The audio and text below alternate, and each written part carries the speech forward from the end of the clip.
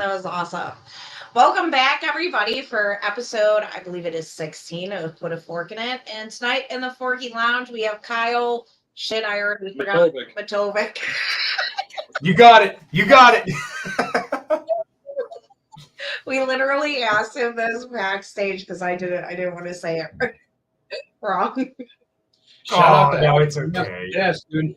Yeah, shout out to both Hex and Paul for putting together that intro. That was fucking kick ass. I loved it, dude. That was fucking awesome. Yeah, I wasn't exactly sure what to expect. I've heard some of Hex's music, but that was pretty wicked. I really, really like it. Well, when we decided to do the show, like it was always kind of, we wanted it to be kind of almost a bar atmosphere, like party, just chill back, shoot the shit type of stream. And I was like, I just want it to be like 80s. I'm ready to party, like heavy rock. And he hit the nail on the head, man. He did so awesome writing that song. So thank you again. And I hope you all enjoy the links I put in the description today. You fucking fuck face is always getting mad at me for not doing enough. Let them know how you feel, honey. Fuck faces. It was mostly Doug, so fuck you, Doug. That's so kind. So what's up, Kyle? How are you doing tonight? So I'm doing absolutely fantastic. It was a little bit of a long day at work. I put on Twitter that I was taking my dogs for a walk. You can't see. I got two of them in here now. One of them didn't go for a walk, but no, it was a little bit of a busy day for me. But it's in Pennsylvania, and we're starting to get to like the summer months, so it's swampy as all hell. So sweaty, sticky, nasty. But Eastern, Western Pennsylvania, Southwestern, so like about an hour north of Pittsburgh. I was just over that way in Gibsonia. Oh, really? Well, funny enough, that's going to be where I'm actually going to be working here come August. Yeah, you got a new job. Congratulations. That is Thank awesome. You. Yeah, you seem really happy about it. I'm trying to quit my job, but my boss is like, he feels like we have this agreement that I can't leave. Whichever one of us leaves has to take the kids. That's the deal that her parents made. So whoever files for divorce, actually takes the kids.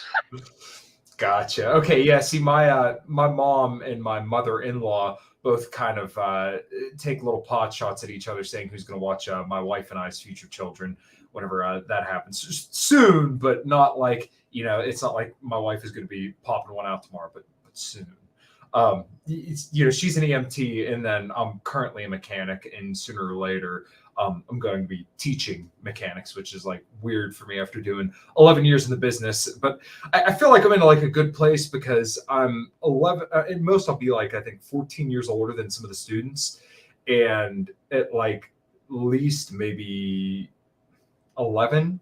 So I feel like I'm going to be a little bit more relatable than an instructor who's like 20, 30 years older than them. Plus I have like tattoos and stuff, but I'm going to have to clean up a little bit, look like presentable to these kids for a little bit. And then, once I kind of learned the ropes and got everything under wraps, then I can figure out, okay, can I swear? Can I tell these kids that there's like a 0% chance that I may have slept with their mom at one point? Like, what are we doing here? Are you doing a high school or like a trade school or like a career center? It's going to be like a high school. So kind of like, I don't know if you guys would have had this when you guys were in school, but it's just like you, instead of going to some of your extracurriculars or whatever in your school day, you just go to the trade school instead, which is what I did when I was in high school. Yeah, we have that here.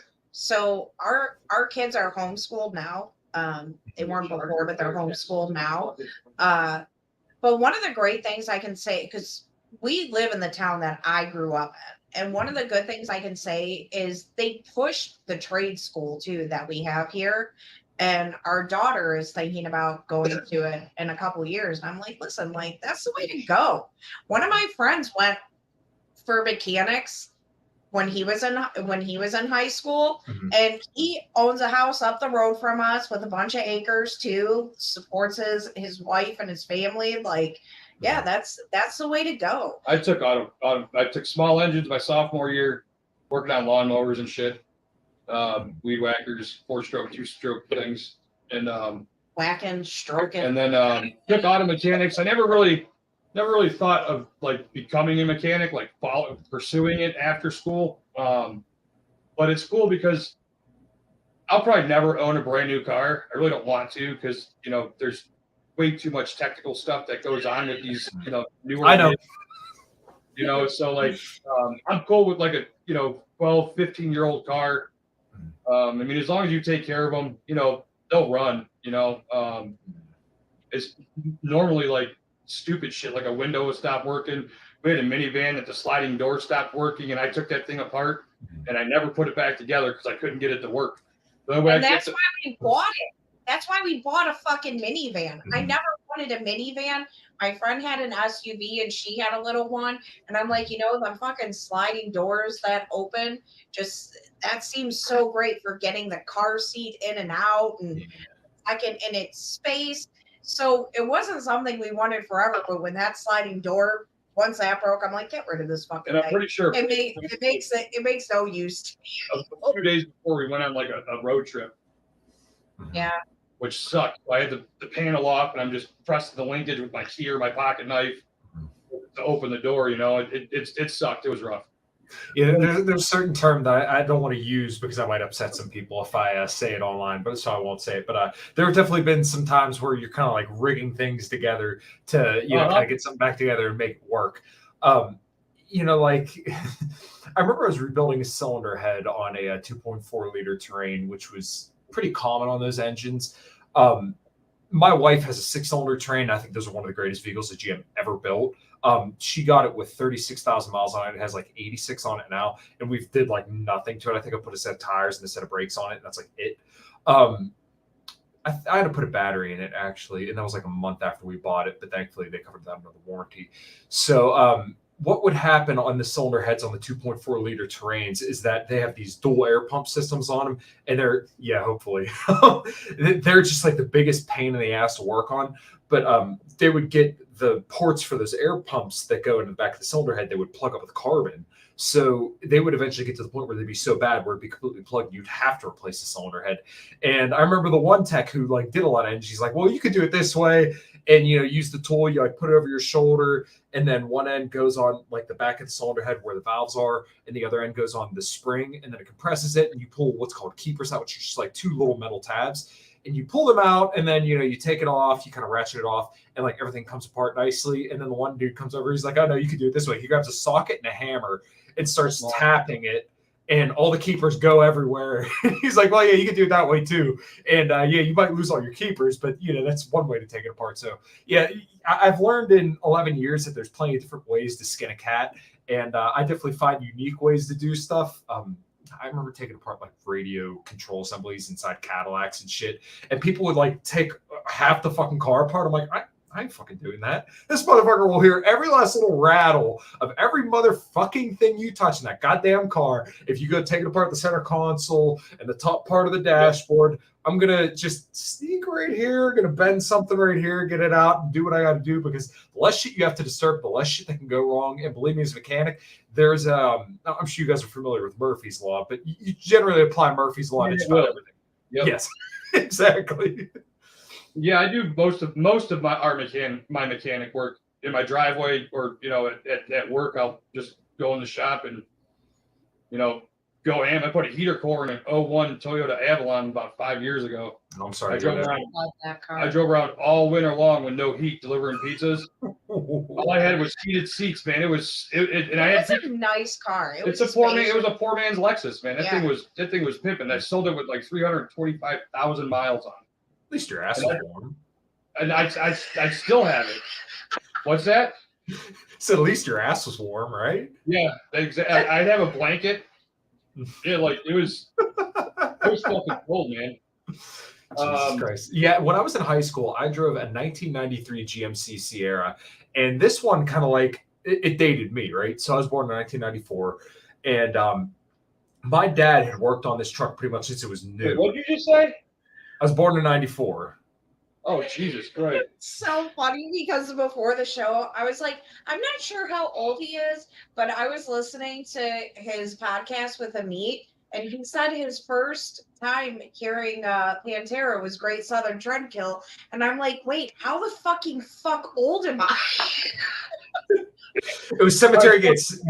What? Jim, you're Jimmy. Oh, it's Cemetery Gates. Okay, I thought you said Great Southern Fried Hill. No, that was because you were born in '94. By year, Michael. Then Michael's like, oh, he's younger than me. He just turned 30. Oh, okay, I got you. Yeah, no, that's okay. So I had this 1993 GMC Sierra, and it was pink, right? It was like this real darkish kind of pink, and I have some.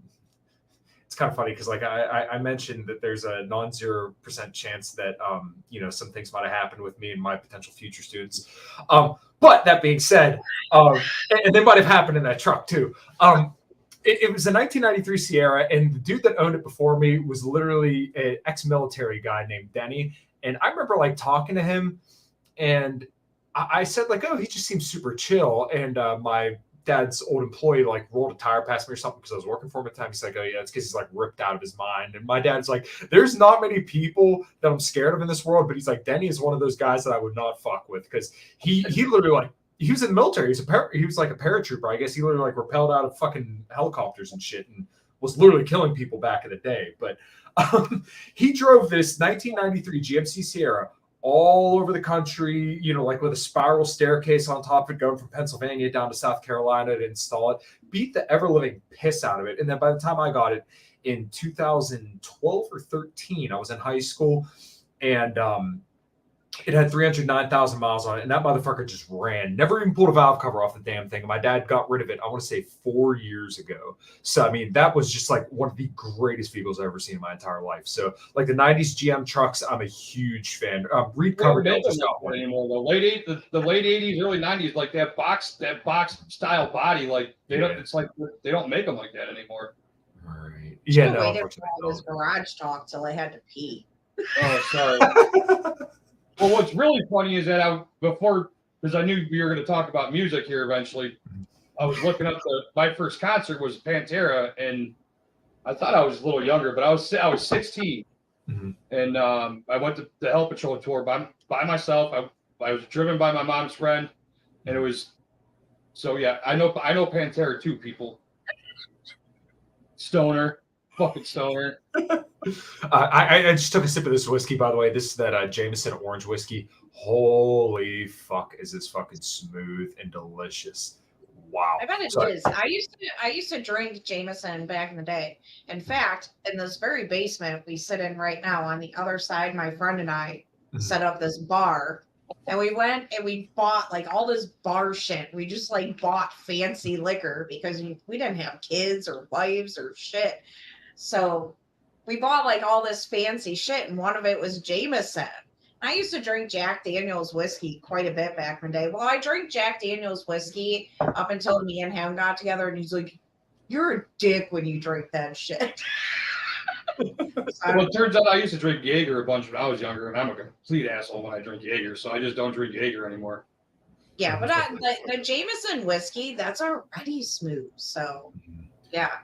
But yeah, so speaking of Pantera, the first time I went to see Pantera was in '97. It was the first concert I went to that I didn't have to beg my parents to go to. That's because she was already 18. I was 16 when I went. Was 18. She's older than I am. All right, so hang on. So Rumble chat, I apologize. When I pulled up, it's super tiny. It is. It's just. So I apologize. I'm not ignoring you. We're ignoring you. The Rumble chat seemed to be popping, man. I'm into that. So like, unfortunately, when Dime was killed in Columbus, I would have been 10 years old. So I was pretty young, but I remember hearing Cemetery Gates for the first time from my mom's ex-boyfriend, and just like, whoa, what the fuck's going on there, man? That sounds so fucking cool. And then I just kind of kept getting into him. And like, I think Vulgar Display of Power was the first album that I got by them, and just being like blown away. And this was probably around, I want to say at the very latest, 2010. Optimum Oil Weight for Summer Driving Call, whatever the manufacturer calls for. Married that year. It's no, we didn't even get married that year. We had our first kid that year. Do you even own a car?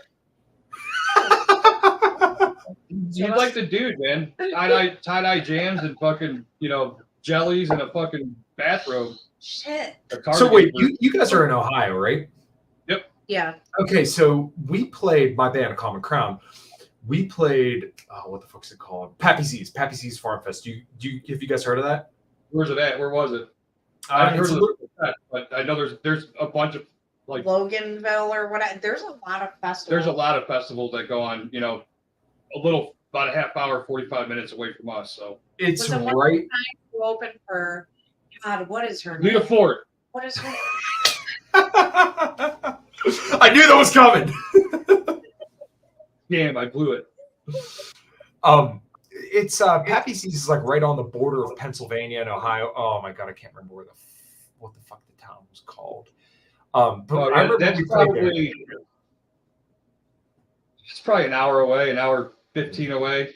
To get from Youngstown, the border by Youngstown to Erie would, if I'm driving, I can get us there in like an hour and 10, hour 15, something like that. Yeah, so I lived in Fairview Park for a year and a half when I was in college. That's 20 minutes from here. What college did you go to? I went to Ohio Technical College. Oh, I know. I knew a dude that went there. Well, this was like in the mid 90s. My dad went there in my dad went there in 89. My dad, my old instructor from You stayed in Fairview Park and drove to East 55th to go to that school. Was it still over on the east side? East 51st is Superior. Yeah. So wait, how old are you? 29. I'll be So 29 be November. Yeah. Your wife must have been like gold score, because that's how I felt when I met you back in the day. I was 24 and still a young drunk. Mm-hmm. Yeah, no, that's what. So I don't know if I've told this story. I keep a picture up here of my wife and I from our wedding day. You kind of can't see it because of the light, but she literally just turned 22 when I met her, and it's kind of funny because when I talk to guys about relationship stuff, I really, really, really lucked out when it came to my wife because typically that age from 19 to 24 is what women call their hoe phase, right? So my wife never did any of that, and she was young enough that it's okay, well, she was about 2 years, or she is 2 years younger than me. And my band played a show. You can almost see the poster. I can see it. I can point to it literally right there. It was a charity show that I played in a cover band called Ezekiel, and we played just 90s and early 2000s rock music. And I remember seeing her in the ballroom, which is where we were playing. And it's this giant room. And it was kind of awkward because the room wouldn't fill up, but there'd be a lot of people there, but it wouldn't feel as packed as it was because the room was so fucking big. And, there'd be people all over the place. So I remember seeing her, and my thing, anybody that's hung out with me knows, when I go to the bar, first thing I ask for is Double Crown on the rocks, right? So I'm drinking a little bit, and I see her, and she was with her one friend, Amanda, and they were talking to my now drummer, who was just a friend back then. And I was scouting around, right? So I saw her, and I go over and I talk to Amanda. You were prowling. I was prowling. Yes, absolutely. I mean, dude. Go ahead. Yeah, sorry. You'll never make a drummer. I'm intrigued. That's it's okay. So yeah, I was definitely prowling. So I'm pounding whiskey all night, and then I finally decided, all right, well, I'm going to go talk to her. So I was actually a lot bigger back then. I was 70 pounds heavier, but I was feeling ballsy. So I walked up to her friend and I said, hey, your friend is really attractive and I really want to go talk to her. So her face fucking lit up. She's like, oh my God, go talk to her. So funny enough, my wife now had blown me off on 2 different dating apps prior to me ever meeting her in person, right? It's we talked, and her one friend actually said to her when she saw me on a dating app, because her one friend was helping her out with it. Her one friend said, oh, hey, he's really cute. You should talk to him. And we did, but then I'd go to ask for her number and she wouldn't answer. So that happened twice. So I finally see her in person, and that's why, I told her friend, hey, I want to go talk to her. She's like, oh my God, go talk to her. So ran up to her and I said, hey, you were really, really pretty. And I can't remember what I said because I was fucking smashed off my ass. But she was like, oh, okay. And I said, well, I think you blew me off a couple times. She's like, okay, well, do you want my number then? I said, well, yeah. So we kept talking, and then sure enough, we're fucking sloppy drunk. So we did kiss, but then I fell asleep in my car that night because I was so hammered I didn't have a ride home. And I remember opening my passenger door, and there was puke all over the ground. Oh man, it was a rough night. So I get in the driver's side seat and I text her and I say, hey, it was nice to meet you, but like, don't feel obligated to talk to me if you don't want to. And she kind of did like the same thing for me. So, obviously from there, the rest is history. And I'm like beyond blessed to be where I am now, especially with her. So, and I think she feels the same way. I mean, evident by the fact that we're married, I think. How long have you been married? It will be a year in November. Holy shit, you're Oh, did you go to Myrtle? Was it Virginia Beach or Myrtle Beach? Or didn't you hop on a stream with Forest Mommy and right before you went or while you were there? Was that him? No, so we were in Ocean City, funny enough, and that was about 3 months before we got married. And yeah, they sent me an invite to the stream, and we were drinking margaritas up on the hotel. Yeah. Okay. Now, yeah. Look at you with the memory. I'm impressed. I got a brace on, man. That's okay. Well, you guys remember like the important stuff, like when you went and saw Pantera for the first time. I won't ever get to. Well, actually, that's a lie. Thank God for fucking Google, because I wouldn't have remembered. I would have been telling you it was like 96 and I was like 14 or something. Yeah. No, see, But I do have that Hell Patrol t-shirt, which I saw on Google while I was looking up the date that they played in Akron. Oh, Those shirts are selling for $125. when we were talking about it, I'm like, well, I remembered because I have my Pantera t-shirt, and I was like, oh, it was the first t-shirt I ever bought at a concert. And then I sat there and I'm like, actually, wait, no, it's not. It was Hootie and the Blowfish. I was like, God damn it, I sounded so cool for 20 seconds. And now I sound like such a fucking loser. I went to Hootie and the Blowfish. I had to beg my dad to go. I had to beg like a motherfucker to go. And that place was packed. It was like Heart when we went to see Heart. And then when Pantera was coming, I got tickets last minute. And I was like, I'm 18. I'm going to a concert. Watch me walk out the door. You can't. And I went to Marilyn Manson when I was 17 too. I had to beg my parents for that. And my dad agreed. And then my mom yelled at my dad. She's like, I can't believe you're letting her go to this concert. He was like, she's almost 18. Like, I mean. Oh no, yeah, you'll be perfectly fine. So the first concert I went to, and I still have this shirt, and I can't bring myself to get rid of it. It kind of sucks because it's 2XL, and I wear like large shirts now. Back then, I wore extra large. Now you just have the wife, hem it up a little bit for you. Oh yeah, there you go. Just territory. Yeah, there we go. Yeah. I'll I don't know if she's that talented. Don't do that. She's an EMT, so she can hem people back together, but I don't know if she can do shirts. Maybe that might be beyond her purview.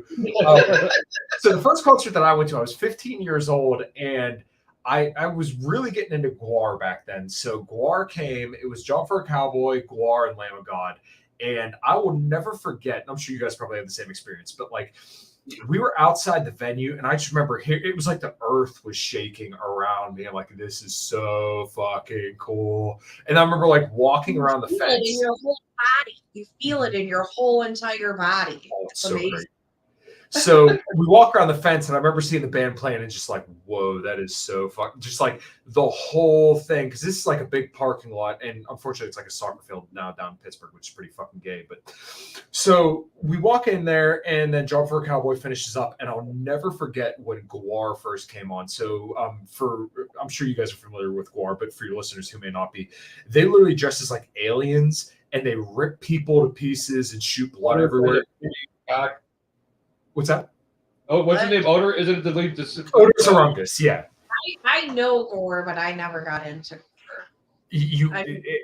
I'm like way too sophisticated. No one is too sophisticated. Listen, it's like something you have to go see once. It's kind of like Kiss, except for like way more dirty or low grade. I don't even like Kiss, and I fucking saw Kiss. I'm not going to say anything because I got ridiculed the last time I said anything about Kiss. Oh, I love Kiss. I do shamelessly love Kiss. So really great songs, and there are a few. It's like I don't really like the Beatles, but they have a huge stamp on music history. Yeah, I'm definitely the same way. I can't stand the Beatles, but it's like I can respect what they did. So yeah.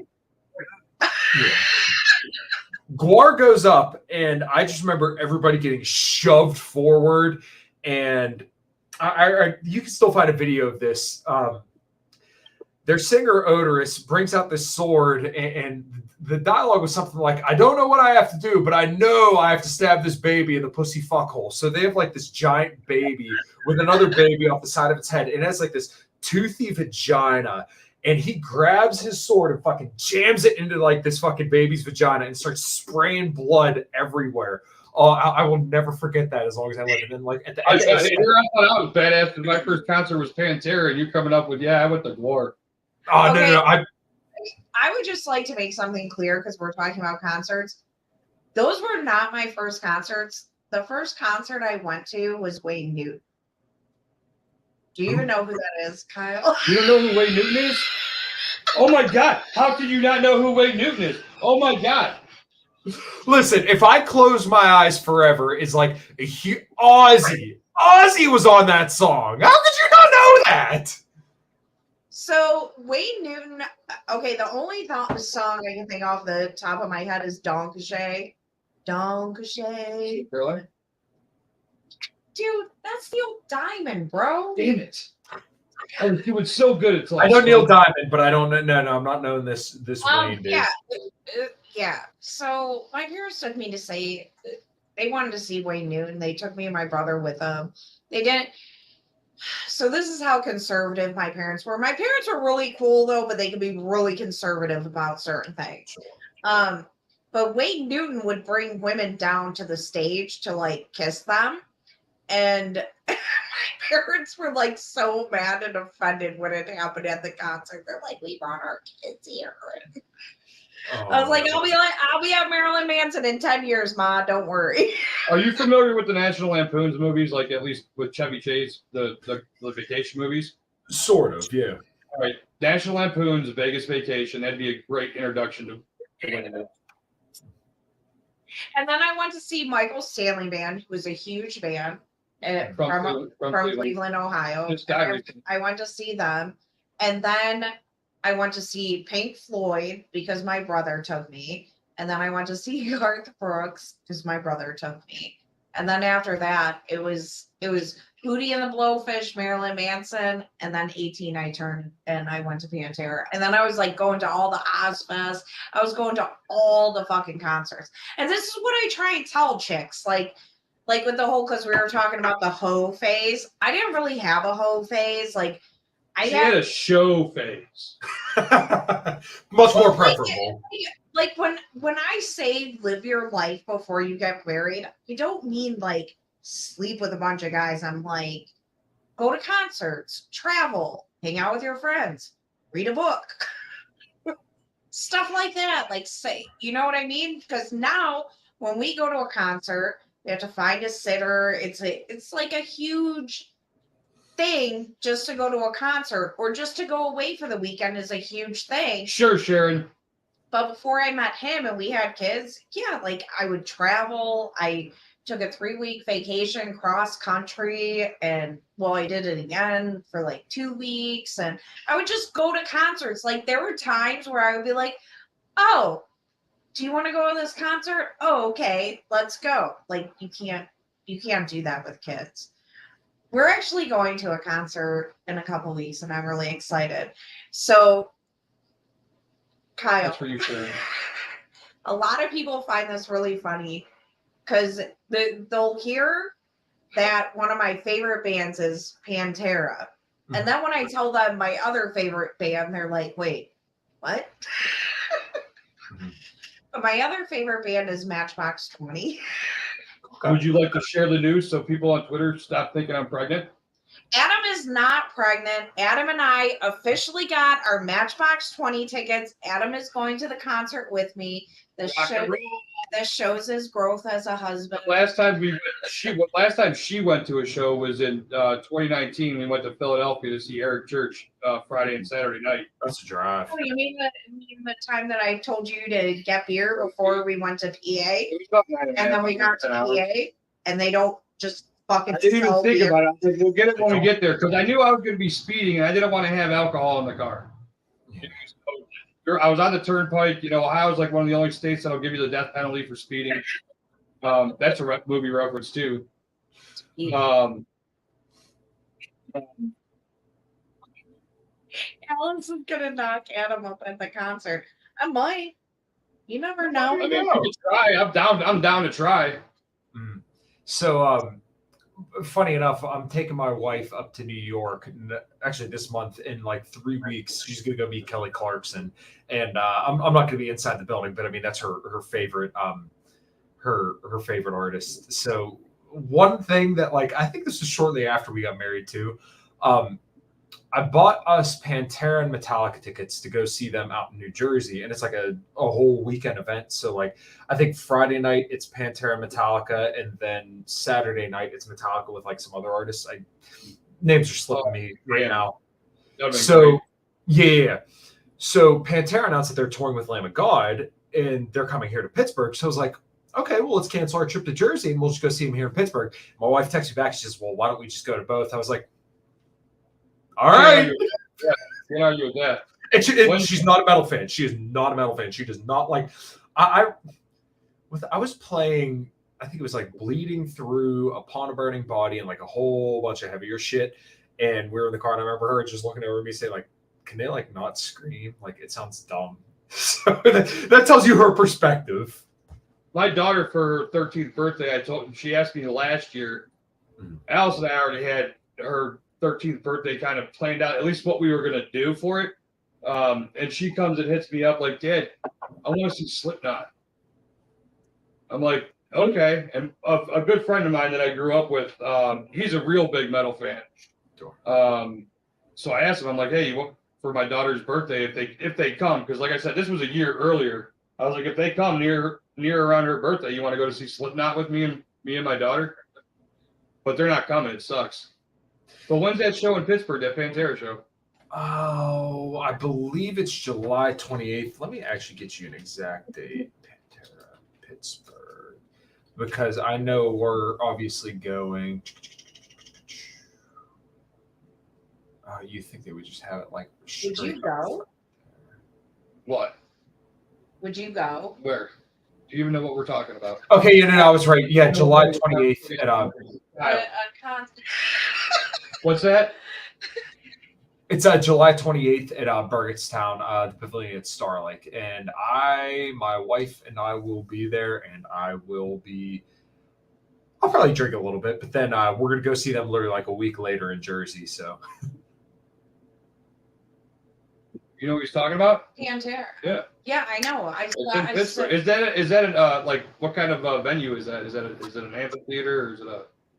It's fucking enormous outdoor venue where they have like your general admission, which is just kind of like a grassy hill, and then there's like seats, and then there's the pit. Yeah, we have that's where we're going in essentially where we're going in a couple weeks. There's a pavilion down at the bottom, and then it's what is that place called? It's in Youngstown. Well, there might be another one in Youngstown. I'm not familiar with Youngstown, but this one's the Akron area. That's right. Yeah. Music Center. You know what's really cool?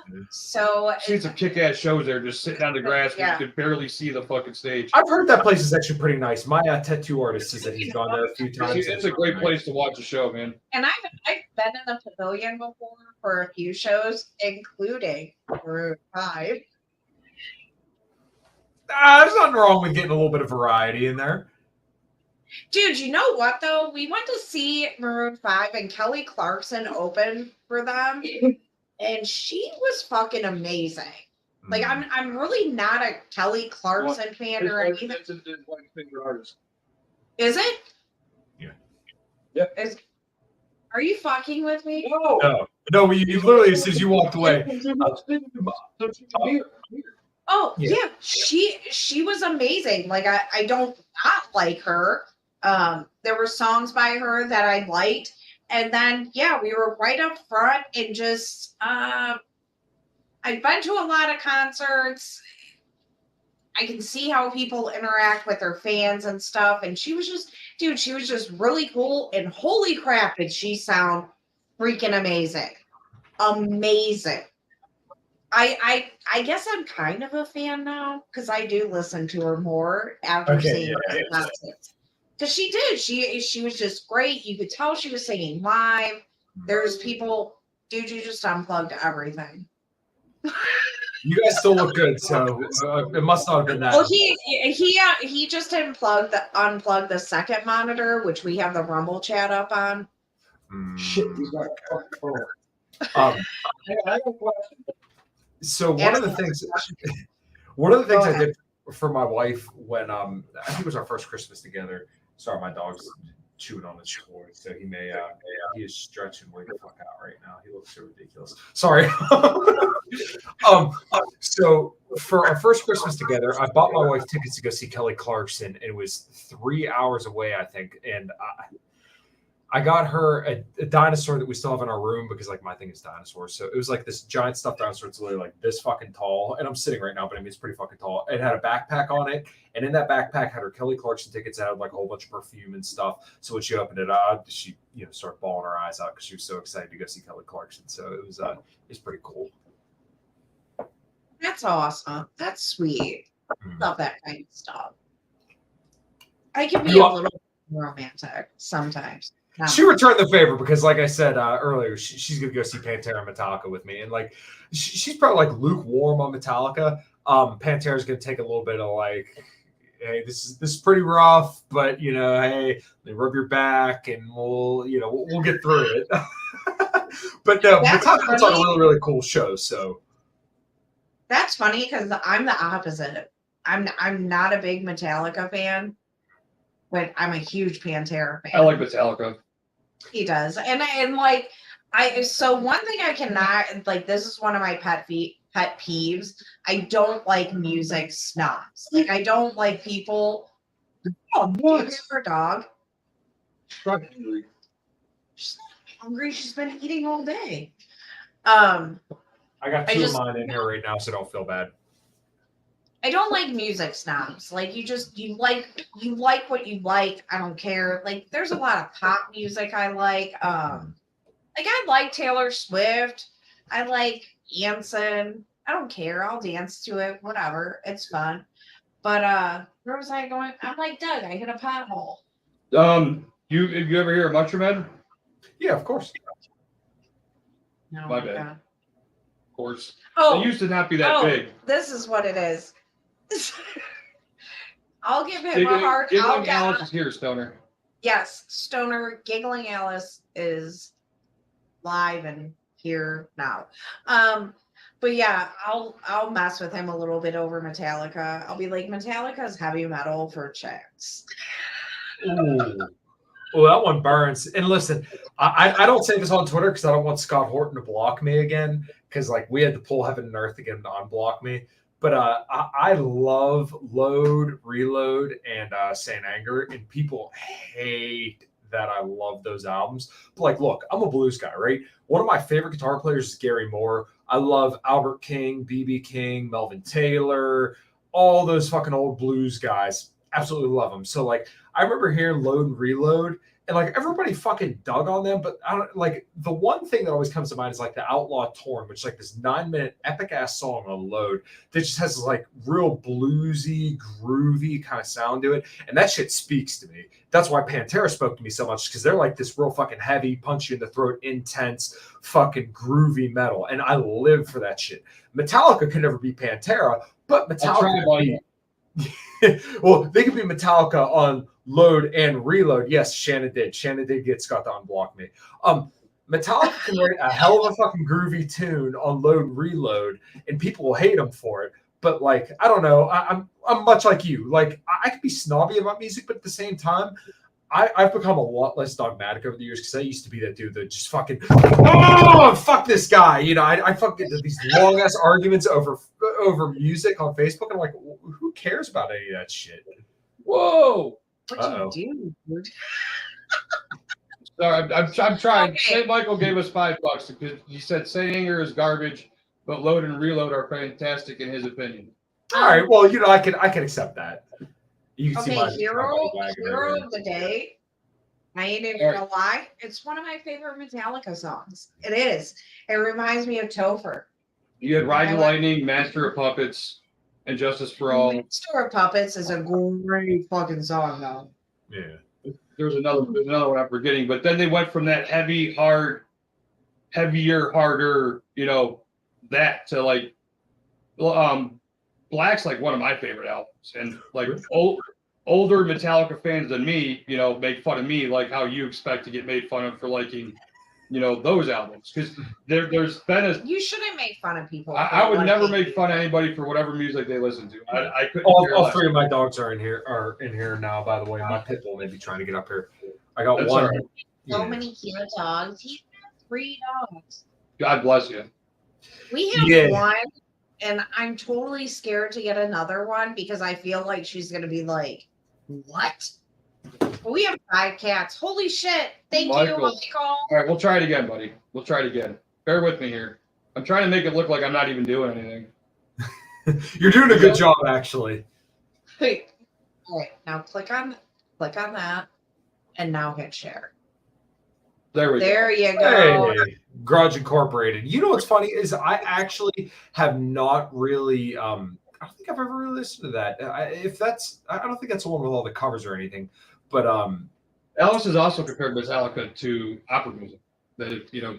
she wanted it. She said if the quote was, "If I wanted to hear the opera music, I'd listen to Metallica." Okay, listen. But in comparison to Pantera, I get it. I mean, I hear you. Well, apparently. But you did just say you wouldn't make fun of anybody for music they listen to, and you make fun of me because I listen to Metallica. I don't make fun of you for listening to Metallica. But this is what you get to look forward oh, to. she gave you the butt. She gave you the butt. And usually, as soon as somebody says butt, everything else that they said is bullshit. That you could usually draw that line pretty well right there. This marriage is just fine, bro. You're going to be just fine at this marriage thing. It's kind of funny because like one of the things that I knew I wanted to marry my wife for was specifically the fact that she has a way shorter of a fuse than I do. Like I don't get mad, and I feel like people think I get really angry, but I really don't. I have like no temper at all, and I'm very, very patient. My wife is not the same way at all. She's pretty quick on the handle. Yeah. Here's the thing. Here's the thing with women. Like we tend to be very calm in so many situations, and then unfortunately, oh my God, puppy. This is my work pup. She comes to work with me on Wednesdays and Thursdays. My 16-year-old mini pin. See, we can get a little doggy. Little doggy. I'd like to get a She just I sleeps would all day. love a border collie. But yeah, it's unfortunate, but yeah, sometimes. What were we even talking about? We were talking about women, Tempers. marriage, and tempers, and sometimes, unfortunately, I bet your wife's problem-solving skills are impeccable, though. Because a temper and being, quick-witted, it tends to lead to either really bad, big mistakes or, problem-solving abilities. She doesn't have. I mean, I'm the mechanic, so the problem-solving skills are definitely in my camp. Usually, it's kind of funny because throughout my career, I've known that like the one thing that I always think about when it comes to fixing a car is that like if you're going down the rabbit hole and around the corner and you're just like not making any progress, sometimes it's good to just grab another guy and say like, hey, I can't make any headspace on this. I need you to come look at this because maybe there's that offshoot chance, and it's actually a very likely thing that they're going to see something that you're just too fucking stupid to see right at that moment. And like, I'm not digging on my wife when I say this, but like sometimes there have been situations like that where I could tell she's getting frustrated and it just takes me going over and doing like one simple thing. And I mean, that's like analogous to, I feel like almost anything in life is that sometimes you're just too much of a fucking retard right at that exact moment that you need somebody else to come and do it for you. Like you said, you go down a rabbit hole, you get tunnel vision, and another set of eyes is, big. That's really with anything, but, but especially mechanics, as long as they know what they're talking about, I'd be like, is this plugged in? There was a situation that we had a while back after my dad died, and I was really You know I what? was really pissed, dude. Like, it was a Can you really see bad that? moment. It was a wait, I Oh. missed something. What, your tattoo? Yeah. Do you know what guitar that is? I have no idea. No. Damn it. Dean from Hell. Sorry, I know you're going to super deep story there, but it just occurred to me as soon as I was turning around. Yeah, I literally have Dimebag Darrell and Zach Wild's guitars tattooed on my back. Sorry, completely irrelevant to the point, but I saw that just out of the corner of my eye. Sorry.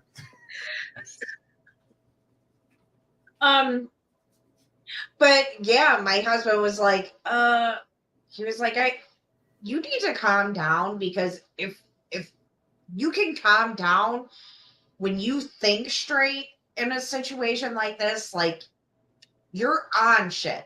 So I just more than ever than I ever needed you to before, and believe me, it was a situation. But he was like, you need to calm down because when you're thinking straight, you're on, you know what you're doing. And yeah, but it's hard when women are emotionally involved in things.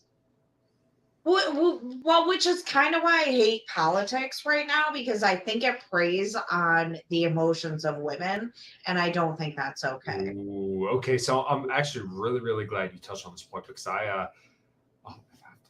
It's a horrible, horrible thing to do to women is to All right, prey so on their emotions. Michael wants to know thoughts on S&M, Symphony, and Metallica. you know what's funny is that's another album I Yes, really I have know. not listened. It's not something that I've really listened to all that much. I'm sure if I heard it and probably listened to it, I'd probably like it because I do like actually the vast majority of Metallica. They're not like my favorite band, but like everything by Metallica, I like. I don't like Lulu's the only thing that I like never listened to because I remember hearing the one song off it and I thought it was dumb. But like other than that, literally everything else that they've put out, I'm like, yeah, it's good. Like I think the problem is that people look at Metallica, like they look at Load, Reload, Insane Anger, the Black Album, and everything after 1989. They look at that as Metallica that played Kill 'Em All and that played Ride the Lightning. That was the other one. Right, yeah. They're not that Metallica anymore. Like Pantera that released Cowboys from Hell, or let's even say Projects in the Jungle, or power metal back in the fucking 80s, which nobody knows about. That's not the same Pantera that released Reinventing the Steel or The Great Southern Trendkill, right? It's the same band, but they're like in a different phase in their maturity, in their musicianship. So the music they put out is going to be reflective of that. It's going to be emblematic of that. So like, I don't know. I like what was that? Lux Eterna or whatever the fuck the new Metallica album is. I can't remember what the name of it. I didn't know they had another one out. Yeah, they literally just put it out a couple months ago. It's really good. I really like it. Hardwired to Self-Destruct, the one that came out in 2016. Absolutely love that album front to back. Absolutely loved it. Spit Out the Bone was a killer track. Moth into the Flame. Halo on Fire. Hardwired itself was a good track. There's a ton of good stuff on that whole album. And like people are expecting them to put out Kill 'Em All year after year after year. But then funny enough, if they put out Kill 'Em All year after year after year, people say, oh, they just do the same thing over and over again. Okay, well, what do you want? Do you want a band that puts out the same album year after year? Or do you want a band that like experiments? I don't care. Whoa. I like the musicians in the band. Whatever they do, if it's good, I like it. If it sucks, it sucks. Well, that's interesting that you bring that up because Adam and I talk about that because Adam and I are both huge fans of country music. But as I realized today, we don't listen to like any country music that like the artist, Yeah, you can't really lump us in like into today's, like even 15 years, like anybody. Everybody It's very minimal. Most of them's older. Listen to came out like 15 to 20 years ago. Listen, Brad Paisley rips. I fucking love Brad Paisley. Dude, I got to see Brad Paisley in concert. There was a time I thought he was good. He was good for the next 2 straight. Motherfucker. And he writes like one of my I don't know what I look for in a musician, especially country music, is if they write their own stuff. Mm-hmm. I know not everybody could write. I know not everybody could sing. Some people could sing. And it's probably unfair, but I just because country. What I get annoyed about this. Did I ever tell you about the time I saw Phil Collins or Genesis at Municipal Stadium in 1978? Yeah. Anyway, because I don't listen to a lot of music. Like in my every day, I listen to sports talk radio in Cleveland, like 18 hours a day if I could. How's that feel to feel like a loser 18 hours a day? I was wondering if you're a sports fan, I take it, huh? No, I'm not. I hate sports, but listen, I'm a total Yinzer. I am like a diehard Pittsburgh Nationals. I've been listening for a Yinzer since you said you were Southwest. I've been listening. You can hear the Yinzer accent a little bit. Like I don't have it too bad. Like I will say whoosh, whoosh, crick, Yins, buggy, gum band. I have a little bit of the Yinzerisms, but I'm like not as bad as some people were. Like my old shop foreman, he was bad. Like you got to go take it downtown to go wash the car and put your parking chair out in front of the parking spot and that. I mean, work and you don't want Ian's car to get towed. I'm sorry. What's the matter with saying wash? I didn't say anything. I'm not. I didn't. It's a Pittsburgh thing. My mom, she would say it was like wash. Like in Ohio, but like are you in Appalachia or the Ohio Valley? My mom came from Wheeling, West Virginia. Yeah, it's where. Are you technically the Ohio Valley? No, Allegheny Valley technically. Allegheny, okay. Yeah. Yeah, my mom and like her family came from West Virginia, and when my grandmother and her husband moved up there, my grandmother wanted to try and speak as appropriately as she could. Mm-hmm. But one of the things that came from that is they would say, "You all," and my mom would say that because instead of saying y'all. Mm-hmm. I gotta show something here in this Rumble chat. What? I wish I could make that fucking bigger. So Jess says that Alice is going off the rails. And then St. Michael, who the fuck is Kenny G in country music? That is. Wait, what? Who's that Kenny G? St. Michael said it's Johnny Cash and Kenny G as far as country goes for him. I'm sorry, Jesse. Am I getting off the rails? Should And I then confuse Sharon, myself? this is my show. Nobody tells me to shut the fuck up. Holy shit. Yeah, because Sharon's Karen. Yeah. I love you. Okay, so kind of go back. It's working. All right, you were going to say something. Yeah, that's okay. That's okay. You mentioned the way that kind of culture politics really preys on women, and this has been something that I've touched on quite a bit. And I did a whole podcast on it, and it was episode 95 of my podcast, and I entitled it "The Most Sexist Podcast Ever." This specifically because the way that politics really does, especially Democrats, really target women for their specific policies. So when you think about student loan forgiveness, women actually hold 2/3 of student debt. So who is going to receive the most benefit from student loan forgiveness? It's going to be women. So what happens? You tell women that you're going to forgive all their student debt or $10,000 of it. So they go vote for Democrats. Democrats also convince people, and it's funny because like if you look at my Twitter, I don't knock Democrats just because this is like shooting fish in a barrel because they're so stupid and they're so easy to dunk on, right? I mean, like you have material for days. It takes no intellectual energy to dunk on Democrats, but here I am. So like another thing when it comes to this whole culture and political drive specifically targeted women, when it comes to abortion. If you convince women that their bodily autonomy is at stake and you have to vote for somebody to save your bodily autonomy, that's a very, very powerful thing. And I don't think the right quite grapples with that as appropriately as they should, because like abortion is a very, very touchy issue. And I don't think you're going to get everybody on the same plane that I'd like to see them on. Like I'm pro-life, right? I'm very, very pro-responsibility. So like if you happenstance fall on a penis and all of a sudden end up pregnant, voluntarily, right? Barring rape. I fell on a penis and got pregnant. It's beautiful. Right. Well, yeah, exactly. So like, and like, you know, if my wife and I, and if my wife ended up pregnant. We're not going to abort, like, because she knows she's going to be with me. She knows that I'm going to stick around. So, that's going to be our child. It is what it is. Yeah. It's very powerful to tell women that like a bodily function is at risk through your ballot. So it's very important that Democrats tell people that like Ron DeSantis is going to take away your potential choice, right? Or Trump is going to do the same thing, which is hilarious. I don't think you'd get everybody on board with a pro-life position as I am, because like I said, very pro-responsibility. If you voluntarily have sex with somebody, you understand the risk of that, right? I mean, we all know sex can produce kids. Like there's not a single person on the planet who can voluntarily have sex that doesn't know, like, hey, we could like make a baby out of this. Like we could fuck up and we could fuck around and find out. We have a moniker for this. Just called Don't Come in the Pussy. Justin's gonna have a and that's still not foolproof, but I mean, it definitely reduces the odds. Yeah. Oh, yeah. Well, her and I put I know we had that hashtag back and forth. I was pro-life, and then I was pro-choice, and now I'm pro-life again. It's an acronym. We gotta figure out what that says, Jess. I mean, I almost had an abortion, and that's part of the reason that I'm against abortion. And I went to Planned Parenthood. Shit was fucked up.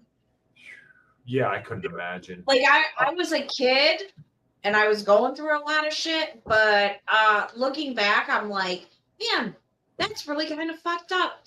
And you shouldn't exist. And you're horrible fucking people. You are a shit fucking people. And I hate that.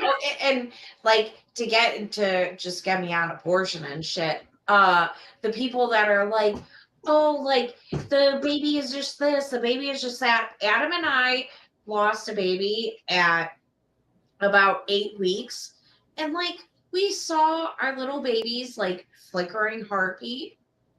It was one of the things that made me go back to being pro-life. I'm like, you know what? I can't believe I ever thought that. Like, I can't believe, but it's like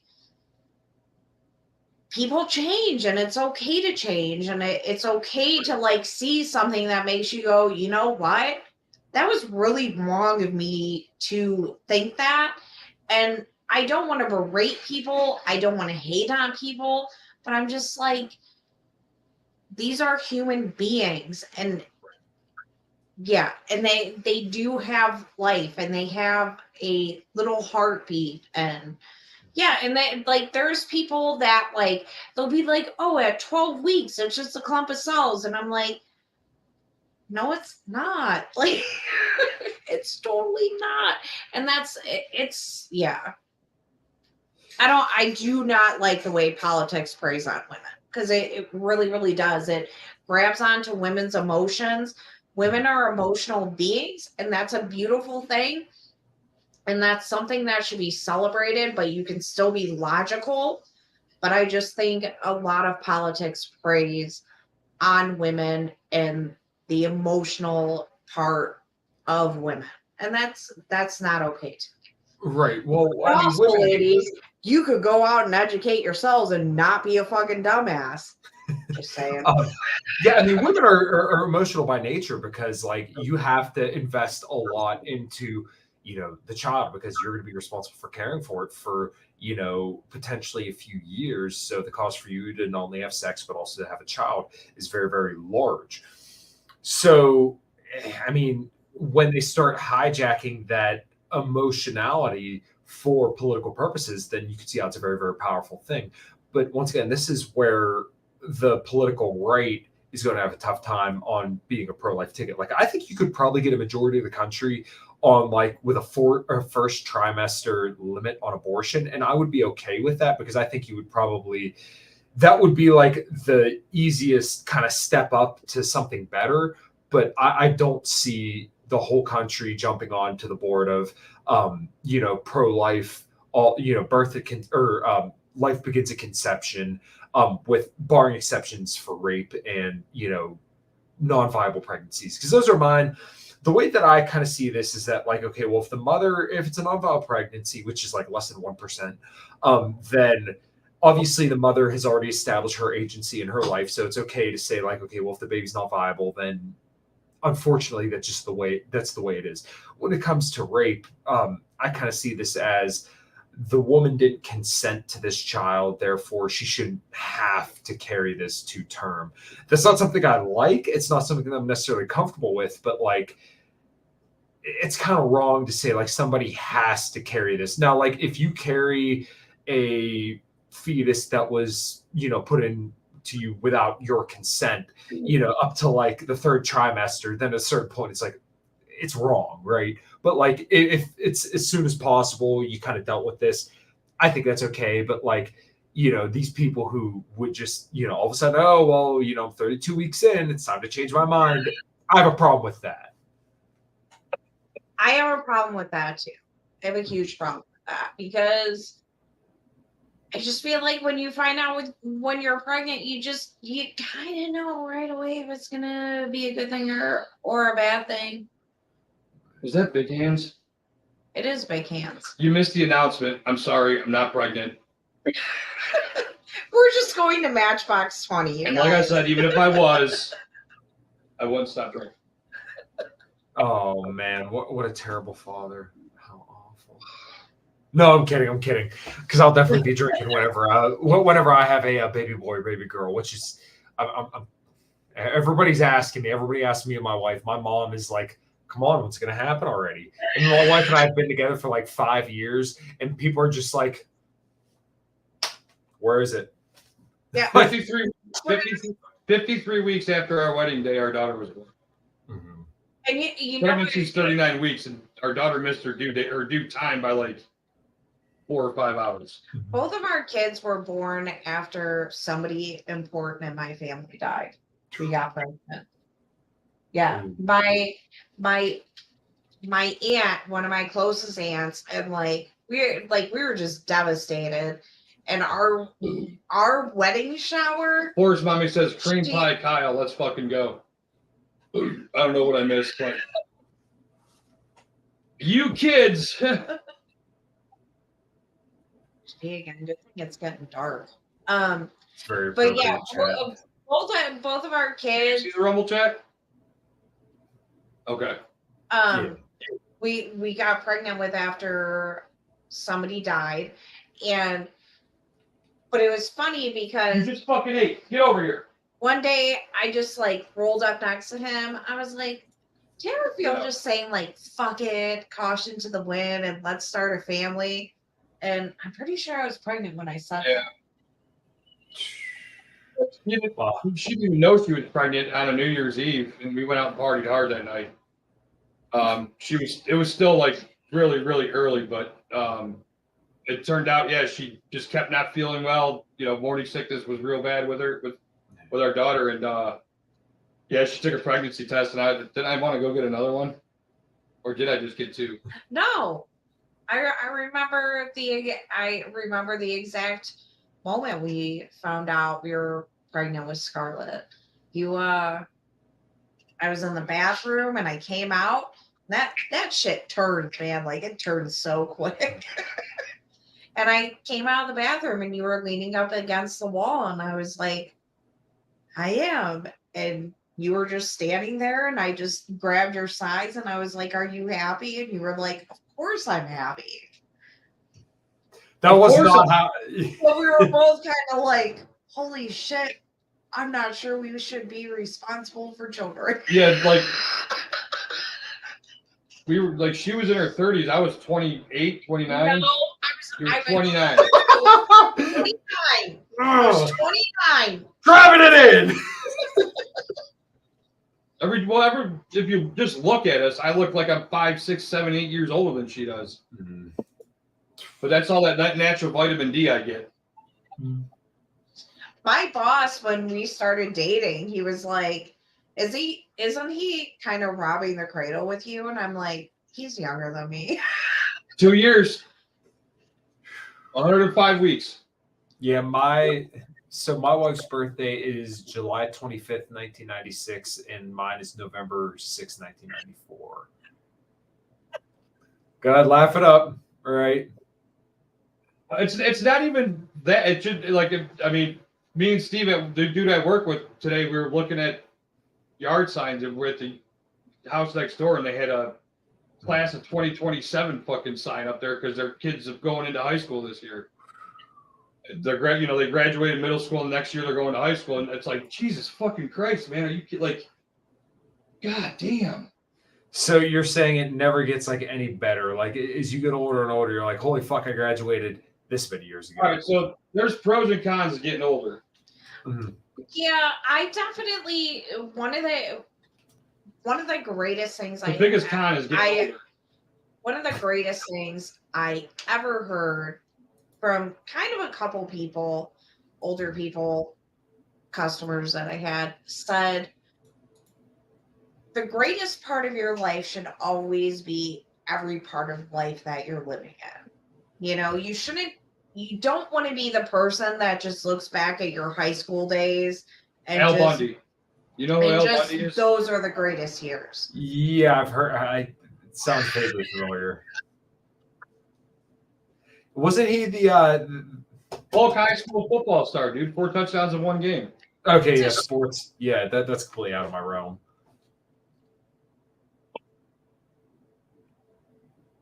That was an appropriate time to walk off too.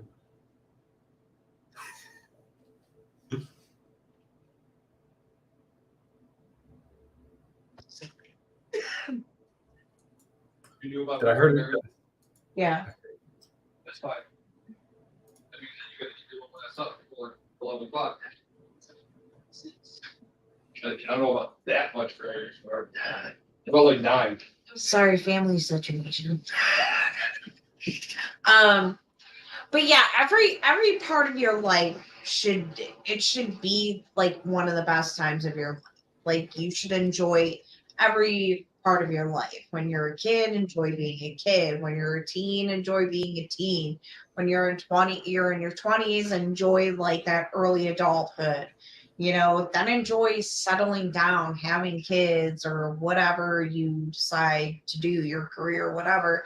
And then, one day, hopefully you end up with 10 grandbabies. That's what I hope for. You see my cousin Paul, he has 10 grandbabies. 10 grandbabies. I have 2 kids. All right, so you don't have children, so I got one of each. There's definitely going to be a difference in how you treat them from the day they're born, every next day, you know what I mean? But with a boy, you got to worry about one dick.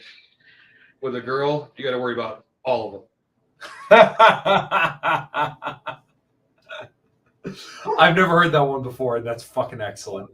And when I didn't have children and I first heard that, my reaction was quite similar to that.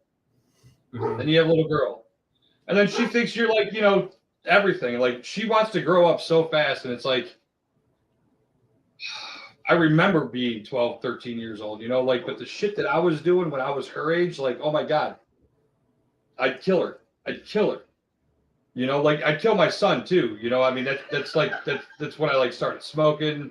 That's when I started smoking weed, and oh my goodness, it would be, but yeah. I mean, I've told my wife now about some of my escapades when I was a younger kid, and she was like, listen, if we have a kid and he's anything like you, I'm going to absolutely kill him. And I said, well, good thing he won't outdo me, because I mean, if growing up, like my buddies had cameras on their fucking phones in their pockets, like, oh my God. See, that's why we homeschool. Yes. And I was raised by a single mom, that worked 11 to 7. Like I'd skip school in high school and I'd go to my mechanics class and then I'd leave. Yeah. Oh, I did that shit all the time too. And it's funny, my story is actually pretty similar. My mom, when I was growing up, she worked like 100 hours a week, and thank God, I mean, her and my dad split up when I was about 5 years old. She had breast cancer 3 times. She beat it every single time. She worked 100 hours a week. And I mean, I would go to school sometimes. And a majority of the time I did I'm like, man, I just want to go to Votech. I want to go to work. And I don't want to do the school shit anymore. So thankfully my senior year, I got to do a co-op program where I just went to my Votech school. And then 2 days a week, I would just get to go to work.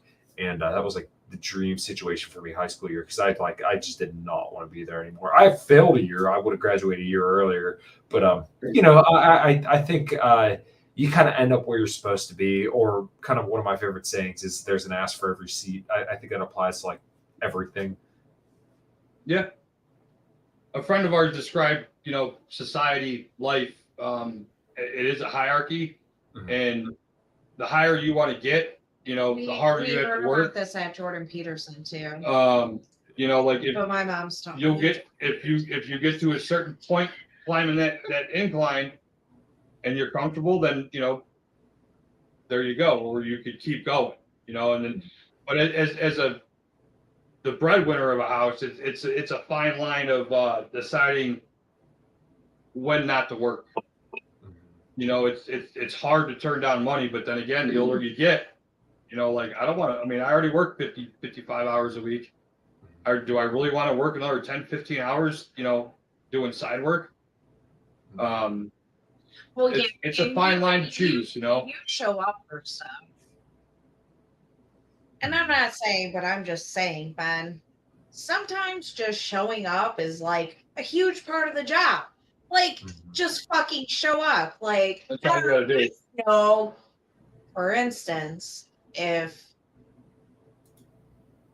an important family member is having like a birthday party, show up. Somebody dies, show the fuck up. Right. Like, just show up. Like, one thing that happened, like when I said about men showing up, not what just happened recently, but kind of recently, my Uncle Dick died.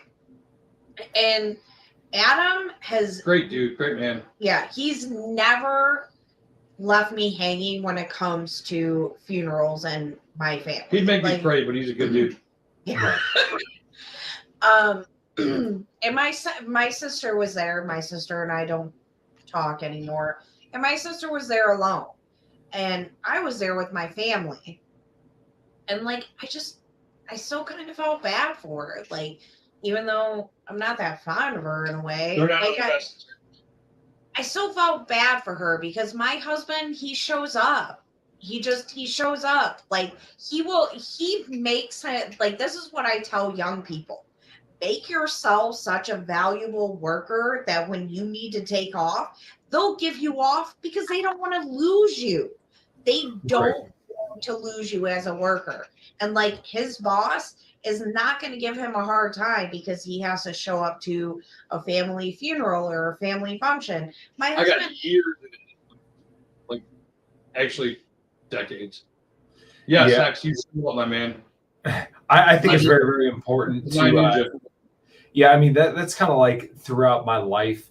One of the things that I really kind of push on people when they ask for like advice on anything is like just consistency. If you'll show up consistently, then you can do just about anything you put your mind to. The only reason why I've been able to deadlift 500 pounds for 3 reps is because I go to the gym consistently and I don't take days off. Like I schedule my workouts accordingly. I've called off from work in the last 10 years, maybe 2 times. I did have the fucking. Yeah, if I call off work, that's how if I call, like, as far as illness, like early 2020, that was a weekend though, but I still went to work. I don't call out sick. I don't call out hungover. I don't call out sick. I like to drink a lot during the week sometimes, and I still get up and go to work. It sucks, but the only time I call off work is, well, that means someone died. Yeah, I had a wicked stomach bug in January of 2021, and I called off then, and then I got the fucking gay beer flu in actually back in February, and they made me take. You said a gay bear flu? The gay beer flu. Is that a Pittsburgh thing?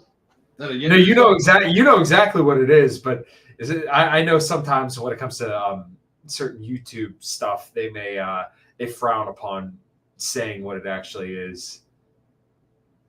The bug. I had that, and they made me take 5 days off, and I was that was not by choice at all, and I saw him going into work that fucking Saturday, which was fucking bullshit. But yeah, Boy King incoming. yeah, I don't. I agree though. Just showing up on time, if you be consistent, that's gonna matter more than just about anything else that you could do. Yeah, I would say like I critique both sides of relationships when it comes to marriage, what's making things not work. Can you grab me another beer from there? Absolutely, darling. Thank you, honey. Here you go, Giggly. I absolutely critique both sides. Like, there's times where I'm like, man, I don't want to say this because people are going to think that I'm trying to just come down on men or I'm just trying to come down on women. And I think like there's so many times where I see both sides of it. Like, men, show the fuck up.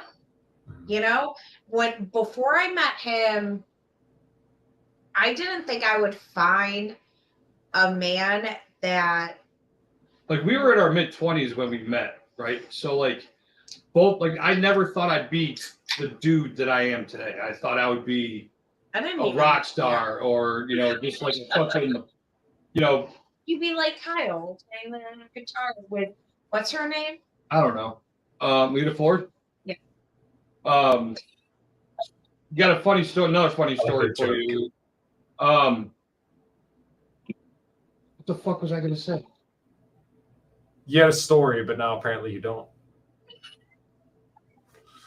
Oh well, the next story I was talking about was when we were on our way back from All Beach. What fucking song was it? No, we were talking about men and women, I'm past that now. and we were I'm past talking. that now. What? Yeah, moving on.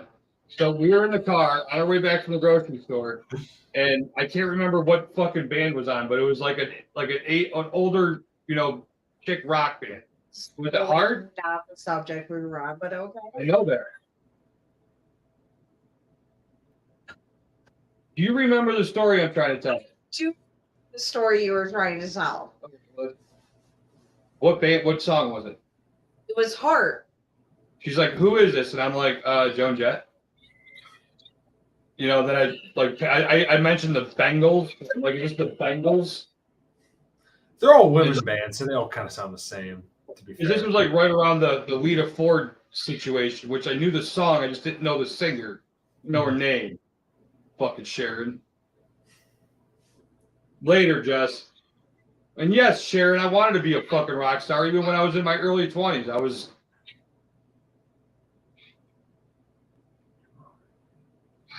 Where is your sister? She's so.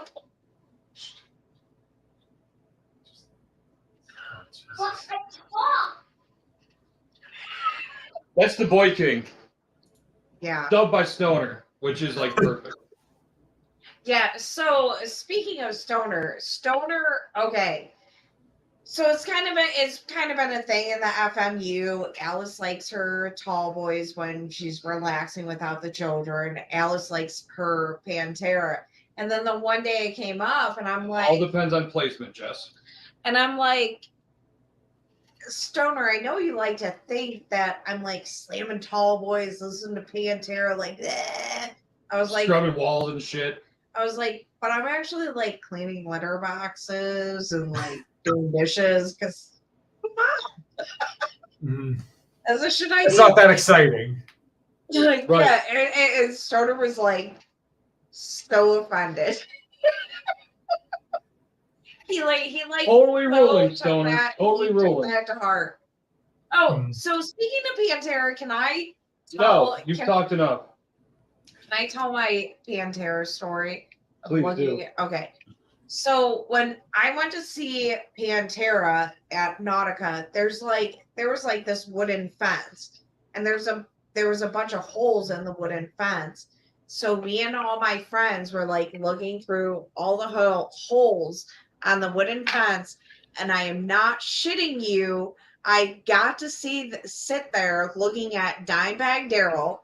He was sitting on a picnic table, you know, and there was like some groupie chick, you know, with the leather pants and stuff. And he like we're all like pounding on the fence and stuff. And we like finally he like turned and looked at us and like gave us like the hey, what's up? But yeah, like and then at the Pantera concert, and this is the difference between men back in the day and like men today. This is not a shot on men. Women suck too, guys. But this love was playing, and there was like a mosh pit up front and stuff, and this love started playing, and me and this chick were standing there, and we're like, you know, just chilling to the music.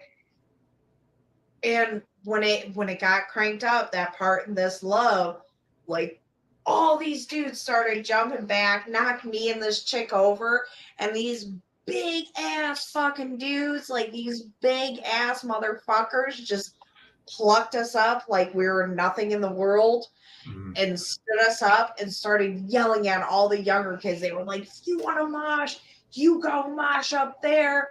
Girls are back here trying to chill. You can't do that kind of shit. That's what I'm saying. Like, it was different back in the day. Yeah, Not I mean, women were I've and men were kind of assholes back in the day too. that is what it is. I have friends They talk were about older though. Yeah. They were I have friends- older dudes. I have friends that are talking about like crowd killing, where they go like slam dancing, like beating the shit out of people in the crowd. I'm like, man, I don't know. That shit's not cool, man. People are just there to enjoy music. Let people enjoy, man. Yeah. I moshed when I was like 19, and then that was it. Yeah, I'm good. Yeah. That shit.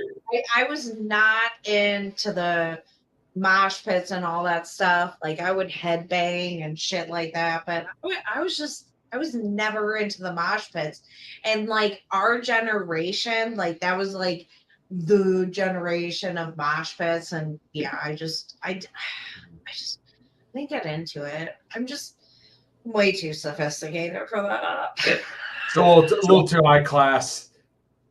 You wear the Pantera shirt with a ponytail around the waist, but you won't engage in the mosh pits. You drink the freshly opened Miller Lite, not the one poured in a cup.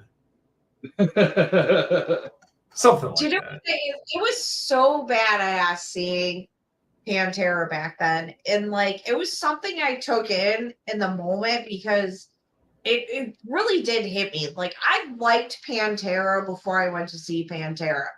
It's the same with Matchbox 20. I liked Matchbox 20 before I went to see them. And then this love, no pun intended, just kind of grew. Like it really did. And when I went to see Pantera, it was just, man, I felt it in every fucking fiber of my being. Like I just loved everything. And I remember towards the end of the show, I moved up closer to like for me, what would have been the right of the stage. And I was right there, dude, watching Dimebag Darrell, dude, just kill it on the fucking guitar. And at the concert I was at, Phil Anselmo like married this couple. I'm sure it wasn't like legit, but he like married Why a not? couple. It should be legit.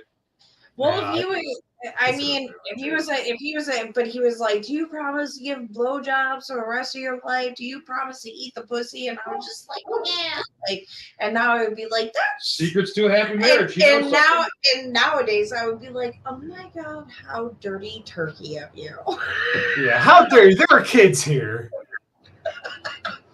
Oh, This is disgraceful. But yeah, like I remember that. And like I felt that shit in my bones, felt it through my whole body. It was amazing. I fucking love live concerts. It's the best thing in the world. What are I couldn't imagine what it's and like be carrying her out of Blossom. I couldn't imagine what it would be like to like, I don't know, hear Lita Ford live. My dogs are going crazy right now. I don't know what the hell's going on. So we opened for Lita Ford twice. It was once at an outdoor festival and then once at Jurgles, which I'm sure you guys probably know where Jurgles is. It's probably like an hour and a half away. No? Okay, it's in Warrendale, which I'm guessing is probably at most an hour and a half away from you guys, if I had to guess. Ohio, Warrendale, No, Ohio. no, Adam's it's in gonna Warrendale, figure it out. Pennsylvania. So I don't know. did you get to like talk to Lita Ford? Because No, like some openers, I mean, I don't know, but she's really hot. she still looks damn good. So like the second time, it was kind of funny.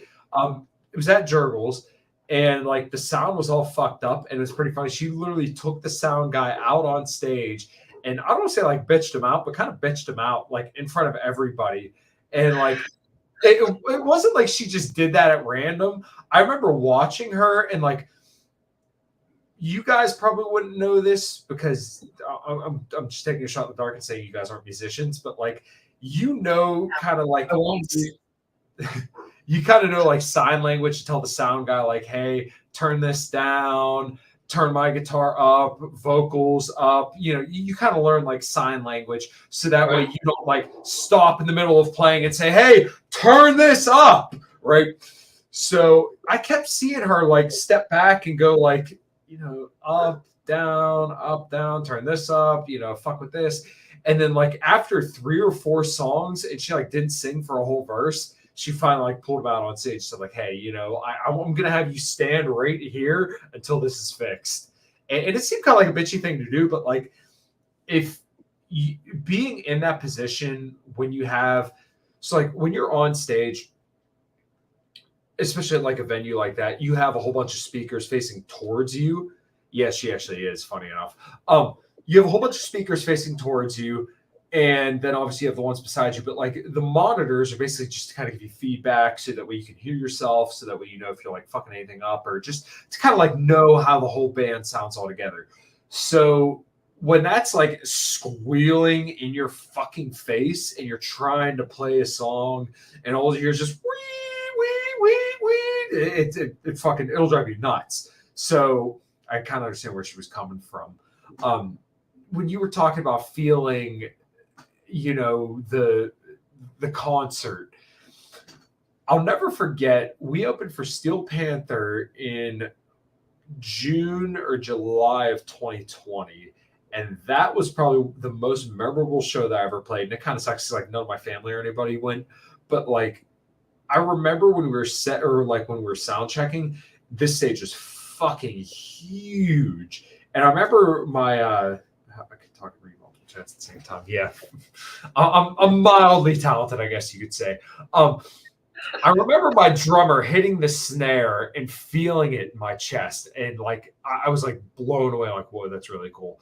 So then like we did our sound check, we played a song, and then like it was time to go up. And I'll never forget I think it was a sold out show, so there was over 1,000 people, and everybody was like in front of their cars because this was June of 2020. So like you couldn't walk beside your car or else you had to put a mask on. If you walked to go get like a drink or something, you had to put a mask on. It was dumb, right? So I remember what's that? Standing there, you did it. You didn't have to put a mask on if you were just standing by your car. If you were beside it, but in front of it, no. If you were in front of your car, you didn't have to wear a mask. If you're beside it, sorry, go to the story. I didn't mean to derail you on. No, that's okay. That's okay. So we played, and I remember like after every single song, they would hit the horn, they would flash the lights, and people would just go crazy. And yeah, that was just something else. Playing a show like that is just like beyond my wildest dreams. As like a kid who grew up playing like an attic with like a little 75-watt amp that like I would just turn up obnoxiously loud and play for as long as I could, to like go from that to standing on the same stage at like Lita Ford or Steel Panther or Firehouse, Stephen Piercy from Brat played on, or we're going to play on like right after us. It's kind of fucking surreal for me, at least. Yeah, Sharon, he's married. Okay. Okay. I think she knows. I don't know why. It is fucking impressive, though. I'll give you that. Thank you. Yeah, well, I'd like to consider myself talented. I don't know how talented I am, but I try. You are talented. I've been listening to your guys' music and shit. Like, dude, that Do you mostly play like locally? Because you're right. That place that you mentioned is about an hour and a half away. Mhm. It's about Yes. about a half hour west of Gibsonia. So it took me 2 hours to get to Gibsonia. Okay, yeah. So it's mostly we play like down this corner of Pennsylvania. We've played at the King of Clubs in Columbus, if you know where that is. I know where Columbus is. Yeah, Yeah, well, I know where that is. It's It's south. way past Loader Shake Shop. yeah. right. Well, the venue down there, they've had like Black Dahlia Murder, Lita Ford. They've had a ton of like bigger bands play there. That we played there once before, and it was really really cool. We've played. Well, I feel like there was somewhere else that we played, but it's just slipped my mind right now. But yeah, mostly like this side of the state, we've played in. But I would love to get out and about more. And when I get this new job, then I think maybe the summers might become a little bit more open to do different state shows. I would love to get all over the side of the country to just. Guys, I'm not fucking to make me do this. Yeah, people are giving us money. Man, I can't believe it. Hey, Well, Jeff, thank you. We're just small Guys. outfit. this next money is going to go towards Hex getting a new couch to sleep on when he spends the night. Yeah, if Hex is still here, like, you can help me with cause. At least Forrest Mommy thinks I'm above average. That's I guess that's what matters. I mean, obviously my wife matters too, but maybe a little bit less. I'm kidding. Can you guys hear my dogs barking? Because I don't know what the hell is going on. I'm sure there's maybe like a bag blowing through the yard. Yeah, I mean, it's really not a big deal. I think one of our shows needs to be outside by a fire this summer. Oh, like Sibling Reveille did? That seems really hard, though. Like, you have to set up all the Yeah, but we'll lighting. have Paul set it up for us from Upper Peninsula. Sorry. Yeah, Paul, do more work.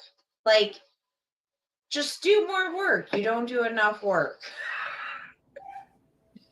So, the other story I was going to tell was about, so the first time I saw Matchbox 20, who we're going to see. You know what Matchbox 20 is?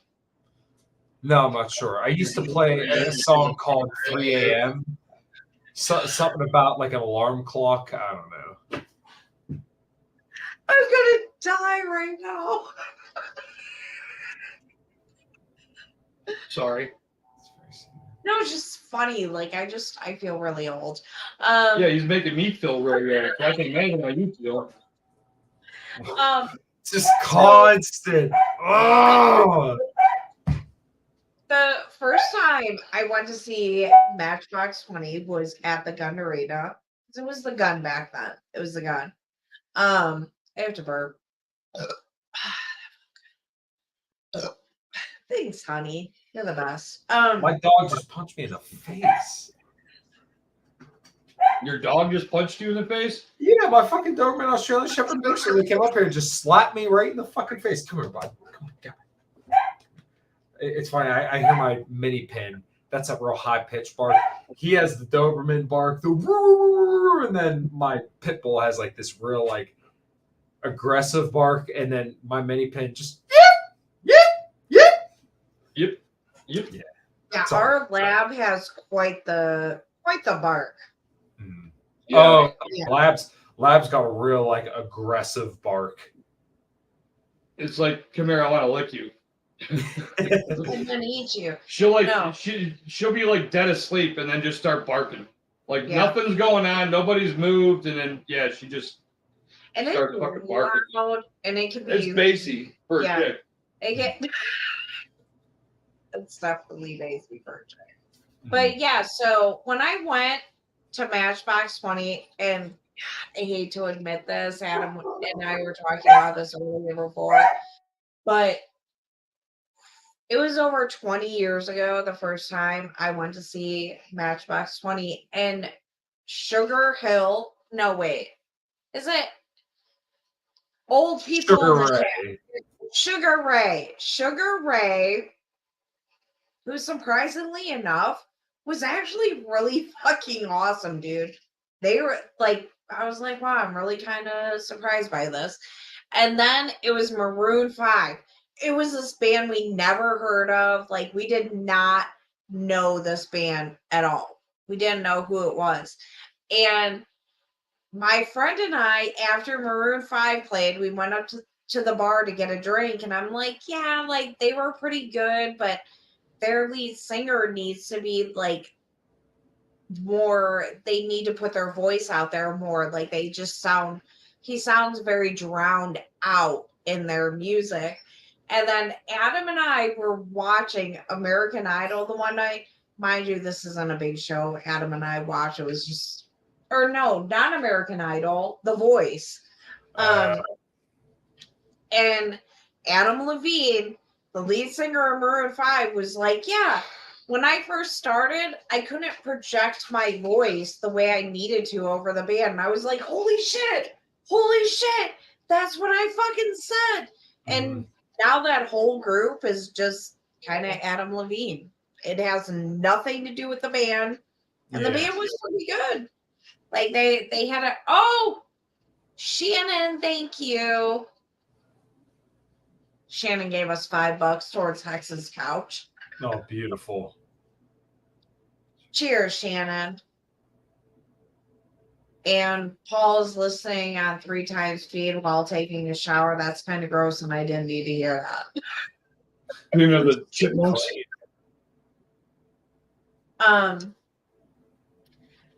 But yeah, I'm so excited to go to Matchbox 20. I can't believe I've had to wait, like, honestly, like 4 fucking years for a concert. Like, the whole COVID tyranny, it's bullshit. Like, I try so fucking hard to, like, be thankful and be happy for the things that I have now. But I'm not gonna lie, these are things I could have had before, but no, people want to agree with the government and their stupid bullshit. So I told you the last concert she's been to. The last concert I went to was at a bar in about 20 miles south of here called the Dusty Armadillo. I think it's called. It was Colt fucking Ford. You know who Colt Ford is? Oh, he's like a country rapper. There were free tickets. Oh, please tell me you don't like that stuff. Like, no, I made the. Again, like I said, it's not. There's not too much music that I hate. You know what I mean? Like, I hate that shit. Right. I mean, right on. Like, Colt Ford's all right. He actually wrote one of Jason Aldean's biggest hits, "Dirt Road Anthem." Or was that? Okay. No, Bradley Gilbert wrote "Dirt Road Anthem," and I'm totally fine with people like embracing different genres of music. My problem is when you're trying to label something as country that isn't fucking country. It's not. Which is modern country anyway. Listen, the reason why conservatives have lost over the last forever and a half is because they weren't willing to put a gun in Upchurch's mouth and tell him, look, if you keep rapping over that shit, we're going to blow your brains out over the fucking wall. And I sincerely believe that. I can't stand. They would have put a gun right in Luke Bryan's mouth and told that motherfucker, listen, if your faggot ass doesn't shut the fuck up, we're going to blow your brains out over the fucking wall. David Allan Coe, Cody Jinks, George Strait, those are country people. You are not country. Call yourself a faggot and call yourself a pop music artist, and then we can be all right. But that shit is not country. Exactly. You guys are playing music that would make like the most ghetto person in the world grin. All right, it's gay. All right, you guys are fags. It's okay. You can be fags. Just admit you're a fag, and we can move on. Don't call it country anymore, though. God, and I'm not even a country guy, but like, I hate that stuff. And I guess I should caveat this. My one coworker, like, he listens to that shit all day, every day, and like, I have more grotesque words that I won't use on air about it. But like, you mean like the local country station, or like he like plays country music, like the country rap. Oh yeah, no. I mean, it was go to Colt. I mean, it was cool. It was an experience. It was, it's a country bar. I always wanted to see a show there. I mean, unfortunately, it was Colt Ford. Tickets were free.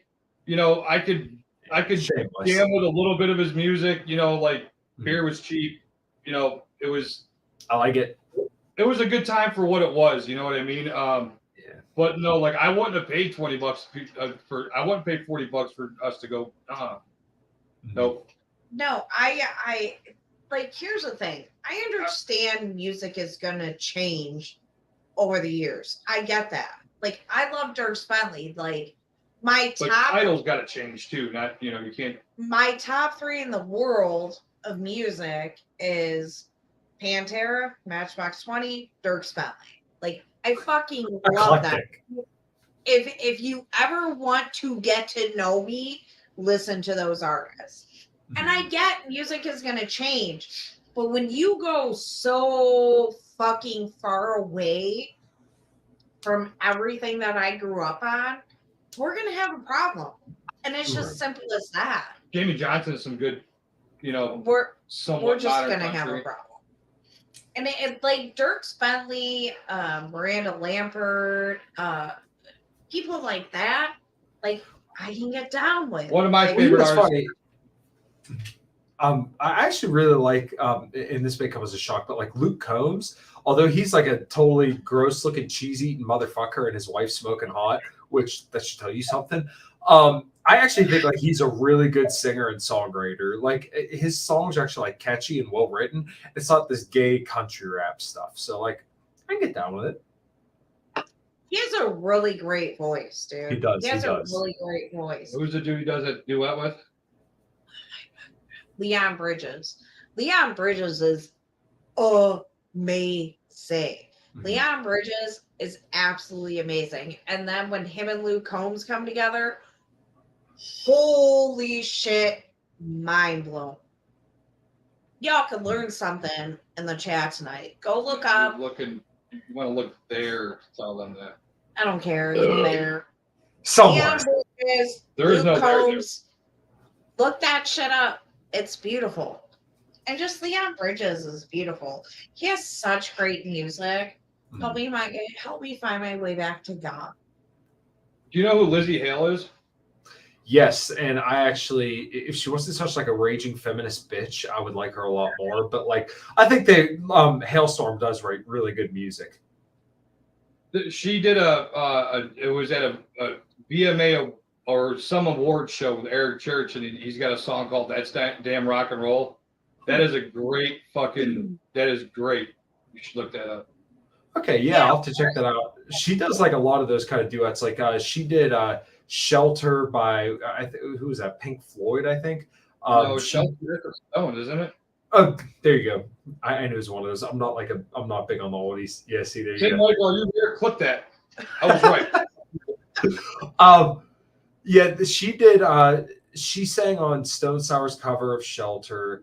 She did a duet with a band called Avatar and a song called was it "Violence No Matter What"? It literally just came out a couple months ago.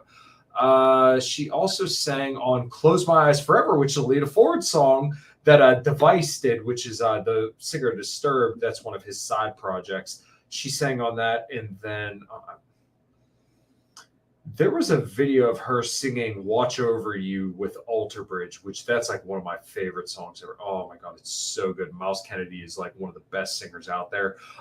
There was a live version of them two singing together, and it was really good. Yeah, Lizzie Hale's very, very talented, although she's kind of like a bitch. She's very, very talented. It happens. Phil Ensemble can kind of be a dick. Yeah, I mean, once you get past like the white power salutes and stuff like that, he's all right, I think most of that shit's for show. People got all mad about it, but like I remember Rob Flynn put out a video in it was after like the last Dime Bash or whatever it was, and he's like, "Oh, I'll never play another Pantera song again." It's like, listen, dude, fuck you. They like fucking Pantera. They didn't like pave the way for Machine Head, but they treated those guys damn well. And for you to turn around on all Pantera because Phil Anselmo got drunk one night and then threw up a fucking Sieg Heil, like, dude, get the fuck over it. And fucking somebody wrote a biography for Dimebag Darrell, and I read it like 3 or 4 times. And if I remember correctly, in that specific book, they talk about Dime had broke Logan Mader, who was an old guitar player from Machine Head, back for their first 2 albums, I think it was, Burn My Eyes and The More Things Change, which was 1994, 1996. They were on tour with Pantera for one of those 2 albums. That's a tour I went to see. You saw Machine Head open for Pantera? Yep. Oh, wow. Okay, so during that tour, Dimebag Darrell got all drunk and broke, I think, either one of their guitars or both of their guitars. And Rob had laid out the story and said that a couple weeks later, they had both Dean from Hell's, Logan Mader, and Rob Flynn, and like a bottle of Crown. And these are like $2,000 guitars, something like really expensive guitars. He sent them both brand new guitars and a bottle of Crown Royal after he broke their guitars. And like, you'll turn around 20 years later, because now it's the politically correct thing to do to denounce anybody who could be remotely associated with white supremacy. Go fuck yourself, dude. Really? These guys fucking paved the way for you, essentially. They took you under their wing. They treated you well. And now all of a sudden, their singer does one thing you don't like, and now you have a problem with it. Just say like, hey, dude, I don't think you should have did that, but it is what it is. No, you're just looking for fucking clicks. You're looking for clout. That's all the fuck it is. But, I don't know. Just turn around on people who did right by you. And like, just because it's the politically convenient thing to do to slam somebody, that's fucked. Yeah, and especially, everybody makes fun of the way I say that. She's like 9 Bud Lights in, so we're doing good, guys. That's all right. I'm a whole glass of whiskey, and I told you I'd limit my whiskey drinking. But like Dimebag, if you like, when I was a kid growing up, like I started watching stuff with Dimebag and just Pantera in general.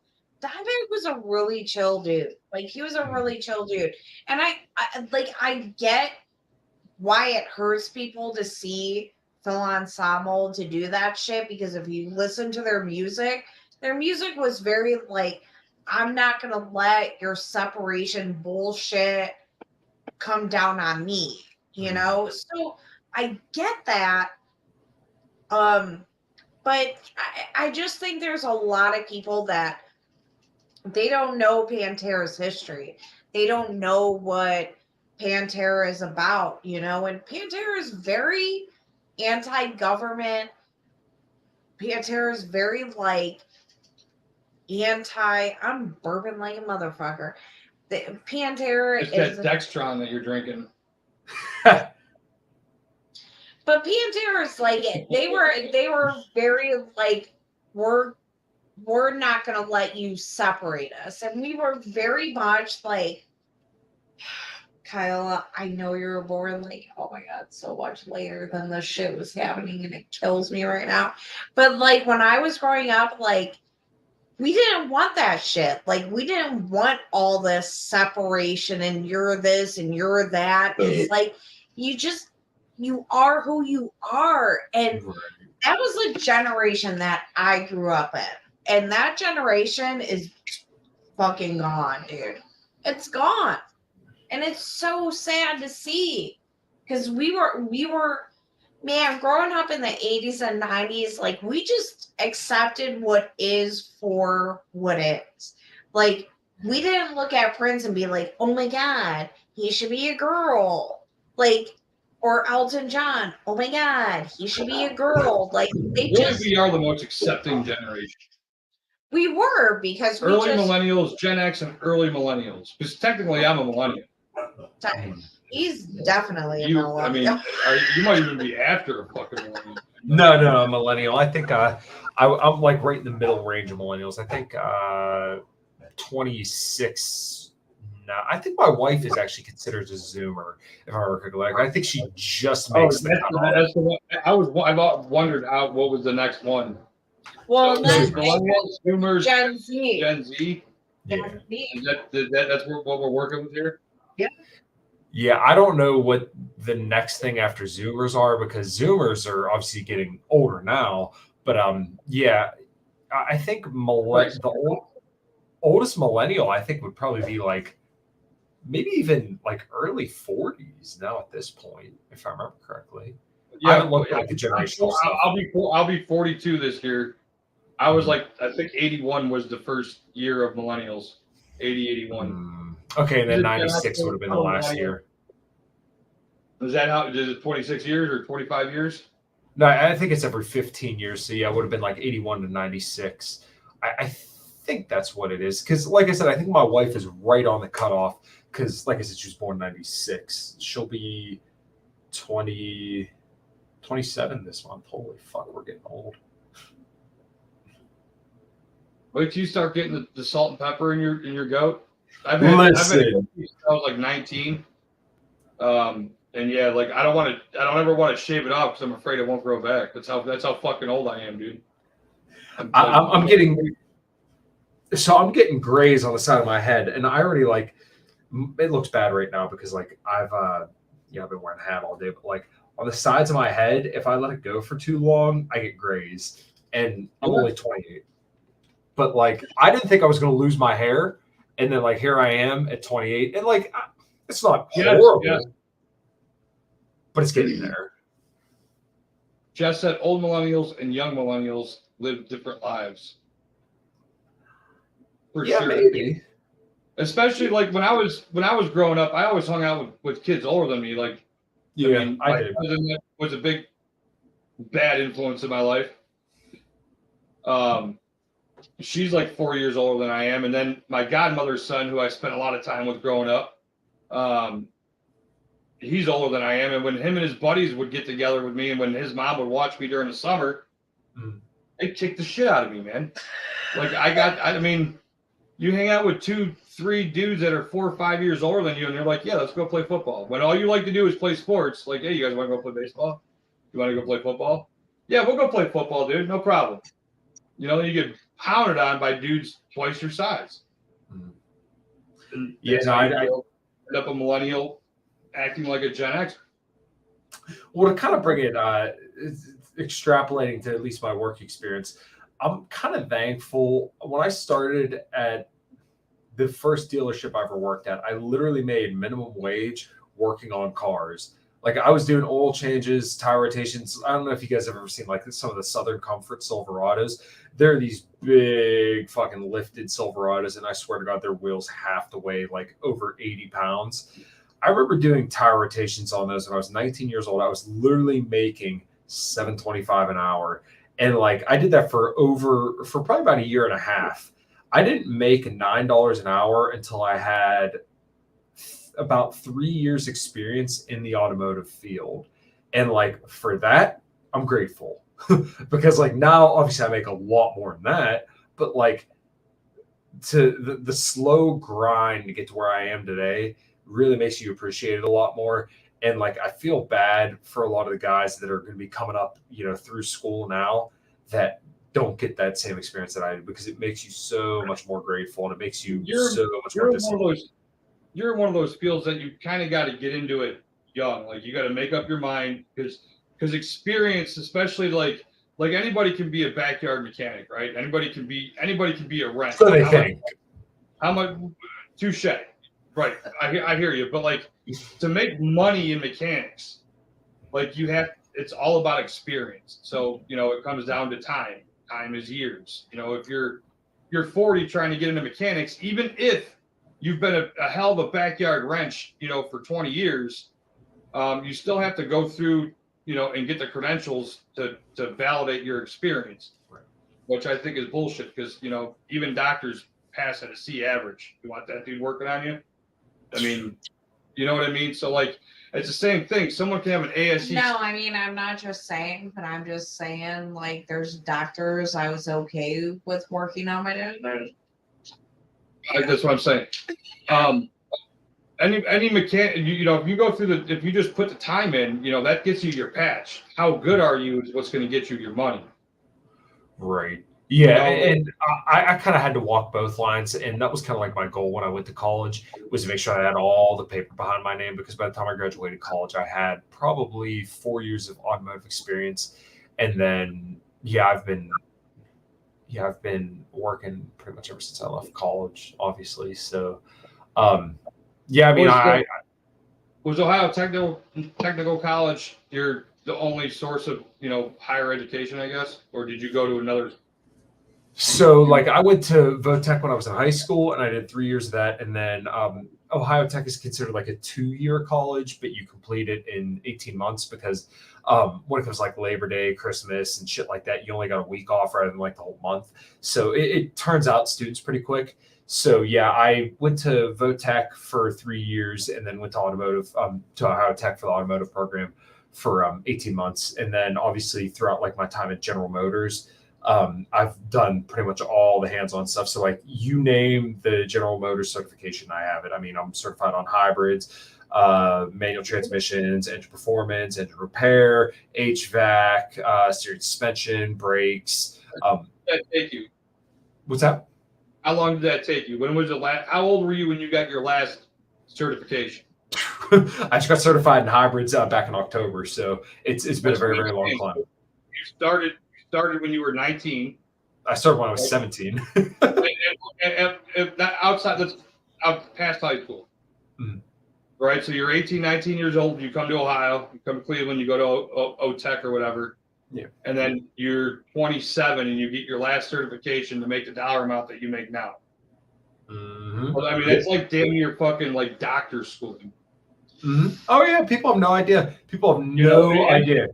Repetitive. It's like not repetitive. It's continuous. You always, because the more technology comes out, the more the certification comes out. Now you could probably work on said shit that comes out in 5 years and not get your certification, but it's all about the certification that's going to get you paid.